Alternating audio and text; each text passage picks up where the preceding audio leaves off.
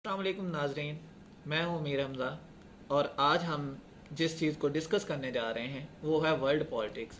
World politics क्या है, world order क्या है, हेजिमनी क्या है, कोई भी वर्ल्ड सुपर पावर क्या होती है, वो क्यों बनती है, कौन से ऐसे सिनेरियोज हैं जिनकी वजह से वो सुपर पावर बनती है। इन तमाम चीज़ों को हम एक एक करके डिस्कस करते हैं। सबसे पहले जो चीज़ मैं आप लोगों को बताना चाहूँगा वो है हेजमनी।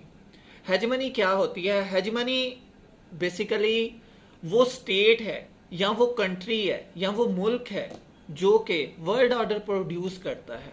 और वर्ल्ड ऑर्डर क्या होता है? वर्ल्ड ऑर्डर बेसिकली वो कंट्री है, वो एक हायरार्की है, वो एक ऑर्डर है जिसके अंदर एक डोमिनेंट पावर होती है जो कि अल्टीमेट सुपर पावर जिसे हम कह सकते हैं, और उसके मतहत बाकी सारी दुनिया के रूल्स चलते हैं, वो दुनिया के रूल्स डिसाइड करवाता है।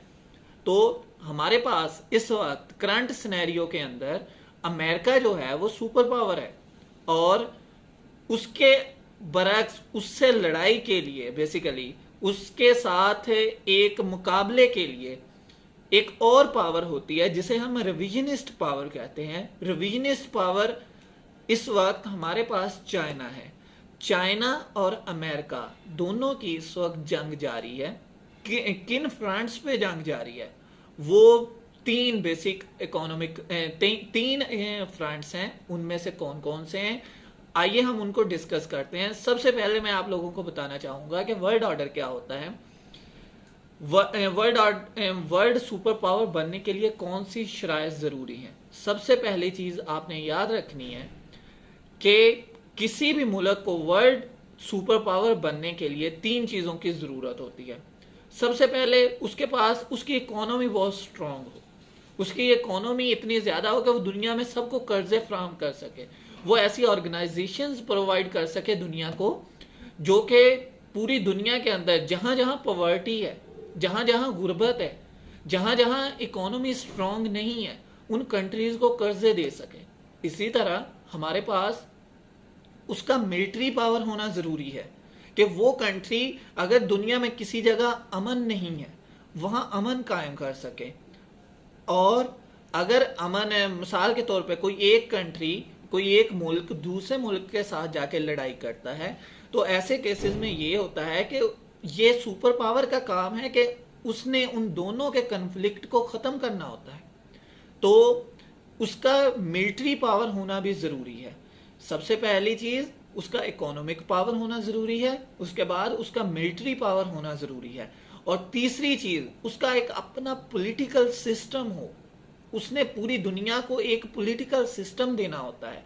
और वो पॉलिटिकल सिस्टम क्या है कि मिसाल के तौर पे मैं अगर अमेरिका की मिसाल लूं, अमेरिका ने लिबरल वर्ल्ड ऑर्डर दिया है दुनिया को, जिसमें उसने डेमोक्रेसी को पॉलिटिकल सिस्टम के तौर पे पूरी दुनिया को प्रोवाइड किया है कि भाई डेमोक्रेसी ऐसा मॉडल है जिसको आप लोग फॉलो करोगे तो ऑटोमेटिकली आपके कंट्रीज फ्लरिश करेंगे।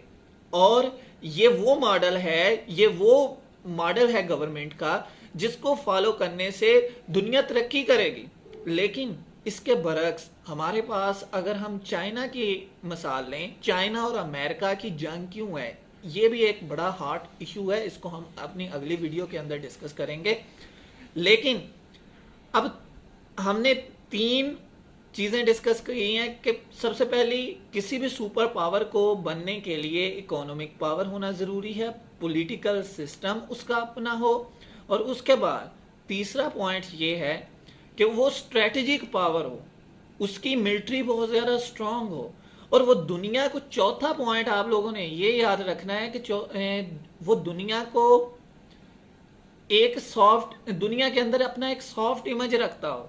ये ना हो कि मिसाल के तौर पे इसकी एग्जांपल ऐसे लेते हैं कि मिसाल के तौर पे हमारे किसी भी जगह, हमारे सिटीज़ के अंदर या हमारे गांव के अंदर एक चौधरी है, तो अगर चौधरी बहुत ज़्यादा जालिम होगा, कोई भी उसके पास अपने मसाइल लेके नहीं जाएगा। तो ऐसे केसेस में क्या होता है कि चौधरी का सॉफ्ट इमेज रखना ज़रूरी है। सुपर पावर बेसिकली चौधरी होता है। किसी भी कंट्री का कोई भी बेशक मुल्क हो, اس کا جو وہ اگر وہ سپر پاور ہے اس کا سافٹ امیج دنیا کے لیے ضروری ہے، اور اگر وہ سافٹ امیج رکھتا ہے تو ڈیفینیٹلی دنیا اس کی طرف اٹریکٹ ہوگی۔ اس کی اگزامپل اگر ہم امریکہ سے لیتے ہیں، دیکھیں کہ اگر آپ لوگوں کو ویزا یا پھر کوئی ایسی چیز اپرچونٹی ملے کہ آپ نے امریکہ اور چائنا میں کسی ایک کنٹری کو سلیکٹ کرنا ہے، میرا نہیں خیال پڑتا کہ آپ کبھی بھی چائنا جانے کے خواہش مند ہوں گے۔ آپ کدھر جائیں گے؟ آپ امریکہ کو ترجیح دیں گے۔ کیا وجہ ہے؟ ایکچولی اس کے جو سافٹ امیج ہے، جو کلچرل اپیل ہے وہ زیادہ ہے کس کی نسبت؟ چائنا کی نسبت۔ اور اس نے یہ کلچرل اپیل کیسے ڈیولپ کی؟ اس کی اس کلچرل اپیل کے پیچھے سب سے بڑا فیکٹر میڈیا ہے۔ ایکچولی اگر ہم دیکھیں امریکہ کے پاس ابھی کرنٹ ورلڈ سینیریو کے اندر ڈفرینٹ کائنڈ کے میڈیا کے چینلز ہیں جو اس کا soft image through out world portray کر رہے ہیں، اس کا امیج ظاہر کر رہے ہیں دنیا کو کہ بھئی میں سافٹ امیج ہوں اور تم لوگ اپنے مسائل لے کے میرے پاس آؤ، میں آپ لوگوں کے مسائل حل کروں گا۔ لیکن اگر اس کے برعکس یہی چیز چائنا بھی اب کریٹ کرنے کی کوشش کر رہا ہے کہ وہ بھی ہیجمنی کے راستے کی طرف چلنا چاہ رہا ہے اور وہ بھی ہیجمان بننا چاہ رہا ہے، لیکن امریکہ اس کو کاؤنٹر کرنے کی کوشش کر رہا ہے۔ امریکہ اور چائنا کی لڑائی ہی اس بات پہ ہے کہ سپر پاور کون ہوگا۔ اور یہاں پر ایک بہت ہی امپورٹنٹ کویسچن اور ہے کہ ایک کوٹیشن ہے، the world is moving from unipolarity toward bipolarity, کہ جو دنیا ہے وہ یونیپولر ورلڈ سے بائی پولر ورلڈ کی طرف موو کر رہی ہے۔ یونیپولر کیا ہوتا ہے؟ بائی پولر کیا ہوتا ہے؟ یونیپولر ہم ایسے کنٹریز کو کہتے ہیں، بیسیکلی ایسے سسٹم کو کہتے ہیں جس کے اندر ایک سپر پاور ہو، باقی سب لوگ اس کے متحد ہوں، صرف ایک ہی ہو، لیکن اس کو کنفرنٹ یا اس سے لڑائی کرنے کی کسی کی ہمت نہ ہو۔ لیکن ہمارے پاس دوسرا سسٹم ایسا آتا ہے جس میں بائی پولیرٹی ہوتی ہے اور ایک ملٹی پولیرٹی بھی ہوتی ہے جس میں بہت ساری پاورز ہوں، اور ملٹی پولیرٹی ایسا سسٹم ہے جس کے اندر بہت ساری پاور ہوں، لیکن آپ کے پاس جس وقت بائی پولیرٹی آتی ہے، بائی پولیرٹی ہوتی ہے کہ آپ کے پاس دو سپر پاورز ہوں، اور the world is moving from unipolarity towards bipolarity, کہ دنیا موو کر رہی ہے یونی پولر ورلڈ سے بائی پولر کی طرف۔ وہ کیسے؟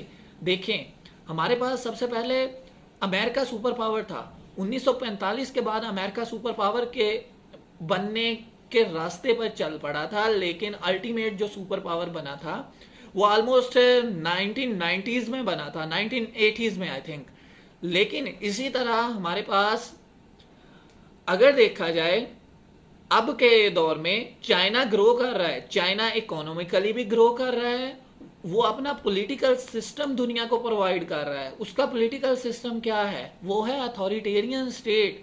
اتھارٹیرین اسٹیٹس کیا ہوتی ہیں؟ اتھارٹیرین اسٹیٹس ایسی اسٹیٹس ہوتی ہیں، مثال کے طور پہ اس کے اندر ایک الٹیمیٹ پاور ہوتی ہے، باقی سارے اس کے متحد ہوتے ہیں، جیسے شی جن پنگ ابھی وہ پریزیڈنٹ ہے، الٹیمیٹ پاور کون ہے؟ اس ملک کی پریزیڈنٹ، لیکن باقی سارا کنٹری اس کے حکم کی تعمیل لائے گا۔ لیکن ڈیموکریسی ایسا سسٹم ہے، جمہوریت ایسا سسٹم ہے جس کے اندر ڈویژن آف پاور ہوتی ہے، کہ ڈویژن آف پاور کہ ایک آدمی اکیلا پراپر باڈی نہیں ہوتا دنیا کا سسٹم چلانے کے لیے، ملک کا سسٹم چلانے کے لیے، اسی کا آرڈر فالو نہیں کیا جاتا، اس پہ چیک اینڈ بیلنس سسٹم ہوتا ہے۔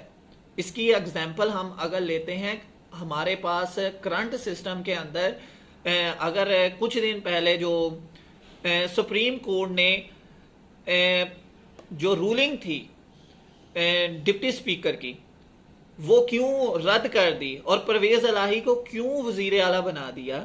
ایکچولی اس کے پیچھے چیک اینڈ بیلنس سسٹم تھا کہ عدلیہ پارلیمنٹ کے اوپر چیک اینڈ بیلنس رکھتی ہے، پارلیمنٹ باقی سارے سسٹم کے اوپر چیک اینڈ بیلنس رکھ سکتا ہے۔ اس کو ہم ڈیموکریسی، جمہوریت کے لیکچر میں ایکسپلین کریں کہ جمہوریت کیا ہوتی ہے، کہ جمہوریت کیسے کام کرتی ہے، جمہوریت کے کون سے ایسے فیکٹرز ہیں جو اس کو باقی سسٹم سے اعلیٰ بناتے ہیں؟ کیوں دنیا نے جمہوریت کو اڈاپٹ کیا؟ یہ سارے کویسچنز میری اگلی ویڈیو میں ہوں گے، لیکن ابھی جو ہمارے پاس سسٹم ہے وہ یہ ہم سمجھیں گے کہ ہیجمون کیا ہے، کہ جو سپر پاور ہو۔ اس کے بعد دوسرا پوائنٹ ورلڈ آرڈر کیا ہے، یہ ایک ہرارکی ہے، یہ ایک ترتیب ہے۔ وہ کون سی ترتیب؟ جس میں ایک الٹیمیٹ سپر پاور ہوتی ہے اور وہ دنیا کے سارے سسٹمز کو کنٹرول کرتی ہے، اور جو کہ اس وقت امریکہ ہے۔ اور تیسرا پوائنٹ یہ ہے اس کی شرائط کون سی ہے سپر پاور بننے کی؟ اس کے سپر پاور بننے کے لیے سب سے پہلے اس کا اکانومک پاور ہونا ضروری ہے، اس کا ملٹری پاور ہونا ضروری ہے، اس کا سافٹ امیج ہونا ضروری ہے۔ اس کی سافٹ امیج مطلب نرم مزاجی، کہ وہ دنیا کو بتائے بھئی میں آپ کے مسائل حل کروں گا، آپ ٹینشن نہیں لو۔ اسی طرح ہمارے پاس چوتھا پوائنٹ یہ ہے اس کا اپنا پولیٹیکل سسٹم ہونا چاہیے جو کہ لبرل ڈیموکریسی ہے، اوکے۔ اسی طرح ہمارے پاس لاسٹ آخری پوائنٹ یہ ہے کہ یونی پولیرٹی سے دنیا بائی پولیرٹی کی طرف موو کر رہی ہے، کہ یونی پولر ورلڈ ایک سپر پاور سے دنیا دو سپر پاورز کی طرف جا رہی ہے، اور جب یونی پولیرٹی سے بائی پولیرٹی کی طرف موو کرے اس کے کچھ نتائج، سنگین نتائج ہو سکتے ہیں۔ مثال کے طور پہ یہ جو یونی پولیرٹی سے بائی پولیرٹی کی طرف موو کرنا ہے، اس کی وجہ سے سب سے بڑا مسئلہ ایک نئی جنگ ہو سکتی ہے، اور اس کے پیچھے ایک سوشل سائنس کا لا ہے جسے ہم تھیوسیڈائڈ ٹریپ کہتے ہیں، کہ تھیوسیڈائڈ ٹریپ کے نتیجے میں یہ ہوتا ہے جب دو سپر پاورز، ایک الٹیمیٹ سپر پاور جو کرنٹ سینیریو کے اندر سپر پاور ہو، وہ لڑے کس سے یا اس کو چیلنج کرنے کے لیے ایک دوسری سپر پاور آ جائے، تو ان کا نتیجہ یہ ہوتا ہے کہ یا تو پاور ٹرانزیشن بالکل پیسفلی طریقے سے ہوتی ہے کہ ایک اپنی پاور دوسرے کو دے رہے کہ بھی آج سے تم سپر پاور ہو، لیکن اس کے برعکس دوسرا طریقہ یہ ہے کہ ان دونوں کی آپس میں جنگ ہو اور اس جنگ کے نتیجے میں ان کی پاور ٹرانزیشن ہو۔ یہ اوور آل سسٹم ہے دنیا کا، لیکن بیسیکلی گلوبل پالیٹکس کا۔ لیکن ابھی جو یہ دو ایگزامپل چائنا اور امریکہ کی دی ہیں، اسی طرح ہسٹری میں بہت ساری ایگزامپلز ملتی ہیں، لیکن ہم ان کو ایک ایک کر کے اگلے لیکچرز میں ڈسکس کریں گے۔ Thank you for watching the video.